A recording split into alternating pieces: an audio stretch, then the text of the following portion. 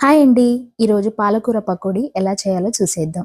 ఒక పెద్ద బౌల్ తీసుకొని ఒక కప్పు శనగపిండి, పావు కప్పు బియ్యపిండి వేసుకోవాలి. వాము, రుచికి సరిపడా ఉప్పు, కారం, కొద్దిగా పసుపు, అల్లం వెల్లుల్లి పేస్ట్, జీలకర్ర, కొద్దిగా కరివేపాకు కూడా వేసుకొని ఇదంతా బాగా కలుపుకోవాలి. పిండిలో అంతా కలుపుకున్న తర్వాత సన్నగా కట్ చేసుకున్న పాలకూర వేసుకోవాలి. ఇదంతా పిండిలో కలిసిన తర్వాత కొద్ది కొద్దిగా వాటర్ పోసుకుంటూ ఇక్కడ చూపిస్తున్న విధంగా కలిపి పక్కకు పెట్టుకోవాలి.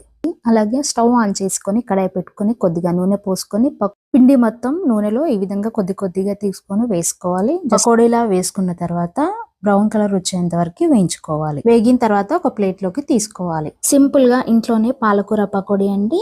చాలా బాగుంటుంది. ఈవినింగ్ స్నాక్ అయినా పిల్లలకైనా ఎప్పుడైనా చేసుకోవచ్చు. చాలా మంది వీడియో చూస్తున్నారు కానీ లైక్ చేయట్లేదండి. ప్లీజ్ లైక్ చేయండి. అలాగే మన ఛానల్ ని సబ్స్క్రైబ్ చేసుకోండి. అలాగైతేనే నేను పెట్టే ప్రతి ఒక్క వీడియో మీకు నోటిఫికేషన్ లాగా వస్తుంది. Thank you.